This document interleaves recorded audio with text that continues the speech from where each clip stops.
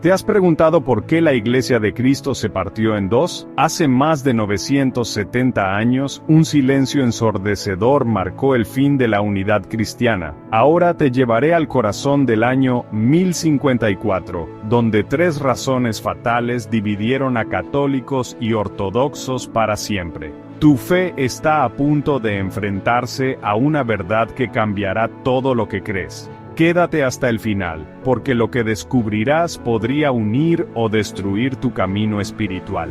La iglesia primitiva era un solo cuerpo, unida bajo la enseñanza de Cristo y los apóstoles. En Juan 17:21, Jesús oró: para que todos sean uno, como tú, Padre, en mí, y yo en ti, que también ellos sean uno en nosotros. Pero esa unidad se quebró en el año 1054. Cuando la Iglesia del Occidente, liderada por el Papa, y la Iglesia del Oriente, guiada por el Patriarca de Constantinopla, se separaron en lo que conocemos como el Gran Cisma. Esta división no fue un accidente, tuvo raíces profundas en diferencias teológicas, políticas y culturales. Pero hoy, en las iglesias cristianas siguen enfrentando las consecuencias de ese quiebre. Vamos a explorar las tres razones que dividieron la iglesia entre católicos y ortodoxos y cómo esto nos afecta aún hoy. Abre tu Biblia y tu mente, porque la verdad que revelaré podría transformar tu fe. La primera razón que dividió la iglesia entre católicos y ortodoxos fue la disputa sobre el filioque, una controversia teológica que comenzó siglos antes, pero explotó en 1054. En el credo niceno, creado en el Concilio de Nicea en 325 y confirmado en Constantinopla en 381, se afirmaba que el Espíritu Santo procede del Padre. Sin embargo, la Iglesia del Occidente, influenciada por teólogos como Agustín de Hipona, añadió la palabra filioque, diciendo que el Espíritu Santo procede del Padre y del Hijo. Esta adición no fue aprobada por el Oriente, que veía esto como una alteración de la tradición apostólica y una afrenta a la igualdad de las personas de la Trinidad. Históricamente, esta disputa se intensificó cuando el Papa León III, en el siglo IX, se opuso a incluir el filioque en el credo, pero los francos, aliados del Papa, lo impusieron. Para 1054, el patriarca Miguel Cerulario de Constantinopla acusó a Roma de herejía, y el Papa León IX respondió excomulgando al patriarca. Esta controversia teológica no fue solo una cuestión de palabras. Reflejaba una profunda diferencia en cómo el Occidente y el Oriente entendían la naturaleza de Dios. Los teólogos orientales, basándose en la tradición de los padres de la Iglesia como Atanasio y los Capadocios, sostenían que el Espíritu Santo procede únicamente del Padre, preservando la distinción de las personas de la Trinidad y evitando cualquier subordinación implícita al Hijo. Por otro lado, el Occidente, influenciado por la teología latina y la necesidad de reforzar la autoridad papal contra herejías como el arrianismo, vio el filioque como una defensa de la divinidad de Cristo. Esta divergencia se agravó con el tiempo, especialmente cuando los misioneros francos impusieron el credo alterado en regiones eslavas, lo que el Patriarcado de Constantinopla percibió como una imposición cultural y espiritual, alimentando el resentimiento que culminó en la excomunión mutua de 1054. El impacto histórico de esta disputa se extendió más allá de las iglesias institucionales, afectando la identidad misma de los pueblos. En el Imperio bizantino, el filioque se convirtió en un símbolo de resistencia contra la influencia romana, mientras que en el Occidente, se consolidó como parte de la identidad católica, reforzada por la coronación de Carlomagno como emperador en 800, un acto que el Oriente consideró una usurpación. Los manuscritos de la época, como los registros del Concilio de Frankfurt en 794, muestran cómo los francos defendieron el filioque, mientras que los griegos lo rechazaron en concilios posteriores, como el de Constantinopla en 879 a 880. Esta brecha teológica se convirtió en una barrera casi insalvable, reflejando cómo las interpretaciones humanas pueden oscurecer la unidad que Cristo deseó. La Biblia no apoya esta división. En 1 Corintios 1:10, Pablo exhorta: que no haya entre vosotros divisiones, sino que estéis perfectamente unidos en una misma mente y en un mismo parecer. Hoy, esta controversia sigue resonando. Muchas iglesias debaten sobre teologías complejas, a menudo dividiéndose por interpretaciones que podrían evitarse si volviéramos a la unidad de la palabra. Muchas veces vemos cristianos peleando por doctrinas menores, olvidando que Jesús llamó a la unidad. Esta disputa sobre el filioque no solo dividió a católicos y ortodoxos, sino que abrió la puerta a más fragmentaciones en la iglesia. Reflexiona. ¿Estás contribuyendo a la unidad de Cristo, o tus palabras y creencias están dividiendo a los creyentes? La segunda razón que dividió la Iglesia fue la autoridad del Papa, un conflicto de poder que marcó el Gran Cisma. En los primeros siglos, los obispos de las principales ciudades, como Roma, Constantinopla, Alejandría, Antioquía y Jerusalén, tenían autoridad igual, guiados por el Concilio de Nicea. Pero con el tiempo, la Iglesia del Occidente comenzó a ver al Papa, como sucesor de Pedro, como la autoridad suprema, basándose en Mateo 16:18, donde Jesús dijo: «Tú eres Pedro, y sobre esta roca edificaré mi iglesia». El Oriente, sin embargo, interpretaba esto como un liderazgo honorífico, no absoluto, y prefería decisiones colectivas en concilios. En 1054, esta tensión explotó cuando el Papa León IX afirmó su primacía sobre toda la Iglesia, mientras el patriarca Miguel Cerulario insistía en la independencia de Constantinopla. Históricamente, el Papa enviaba legados a excomulgar al patriarca, y éste respondió excomulgando a los legados, sellando la división.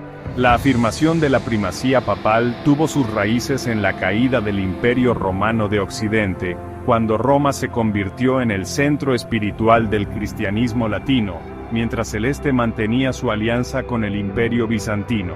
Los papas, como Gregorio I en el siglo VI, comenzaron a enfatizar su papel como sucesores de Pedro, citando Mateo 16:18 como base, aunque los padres de la Iglesia, como Juan Crisóstomo, interpretaban esta roca como la fe de Pedro, no su persona. Para el siglo XI, el Papa Nicolás I y sus sucesores expandieron esta autoridad, exigiendo obediencia de todas las iglesias, lo que chocó con la tradición colegiada del Oriente, donde el patriarca de Constantinopla era primero entre iguales. Esta lucha por el poder político y espiritual se convirtió en un punto de no retorno en 1054. El conflicto alcanzó su clímax con los legados papales, encabezados por Humberto de Silva Candida, quienes en 1054 entregaron un decreto de excomunión al patriarca Miguel Cerulario, acusándolo de herejía y arrogancia. Cerulario, por su parte, respondió con una excomunión simbólica, quemando el documento papal en público, un acto que reflejaba el orgullo mutuo de ambas partes. Los registros históricos, como las crónicas bizantinas de Miguel Sellos, describen cómo esta ruptura fue alimentada por malentendidos lingüísticos y culturales, pero también por la ambición de Roma de controlar las iglesias del Este. Esta división no solo separó a católicos y ortodoxos, sino que estableció un precedente de autoridad centralizada, que aún afecta a las denominaciones cristianas hoy. Esta lucha por el poder contradice la enseñanza de Jesús en Mateo 20:26-27. El que quiera ser grande entre vosotros, será vuestro servidor. Hoy, vemos ecos de esta disputa.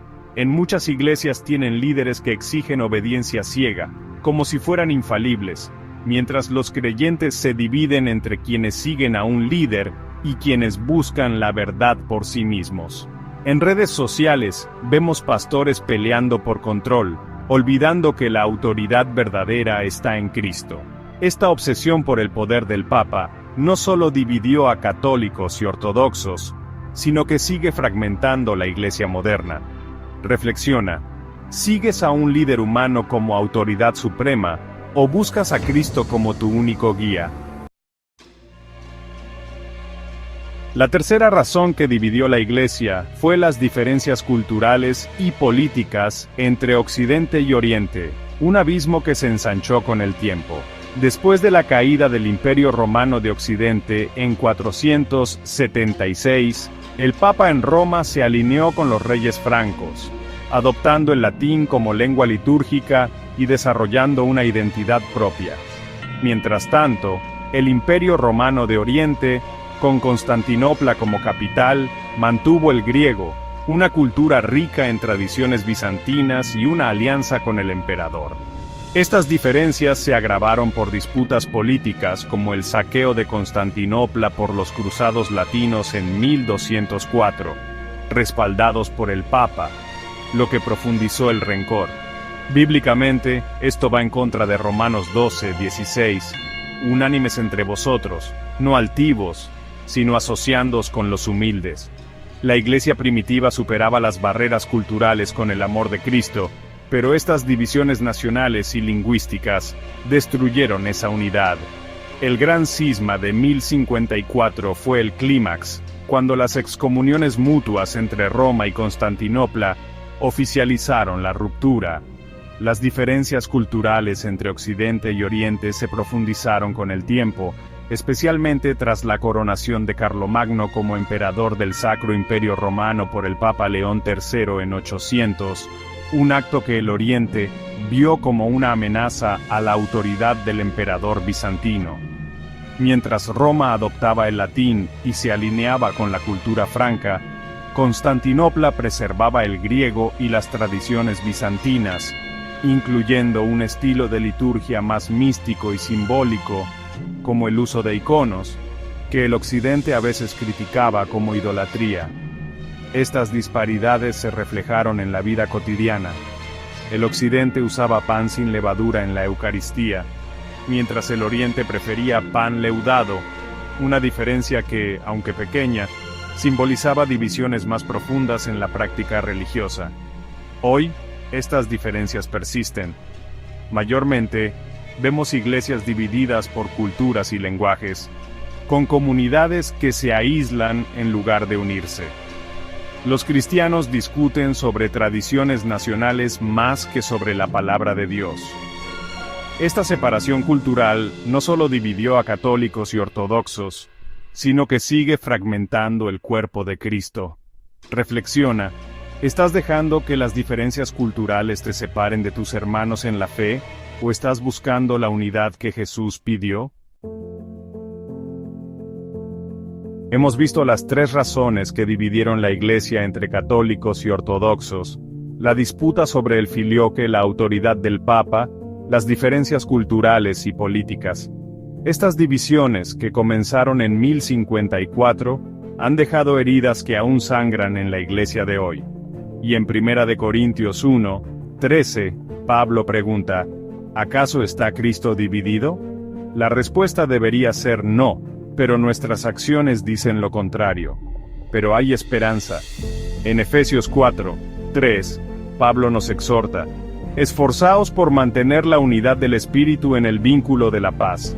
No es demasiado tarde para sanar estas divisiones. Examina tu corazón y tu iglesia, y busca la unidad que Cristo deseó. Dios ve cada división que toleraste, cada pelea por poder o tradición. ¿Podrás decir que luchaste por la unidad, o te darás cuenta de que contribuiste al cisma? No dejes que ese sea tu destino. Arrepiéntete hoy. Busca la unidad en Cristo, no en las divisiones de los hombres. Tu eternidad está en juego. Suscríbete y activa la campanita para más mensajes que te acerquen a la verdad. Que Dios te bendiga grandemente, hoy, mañana y siempre. Amén.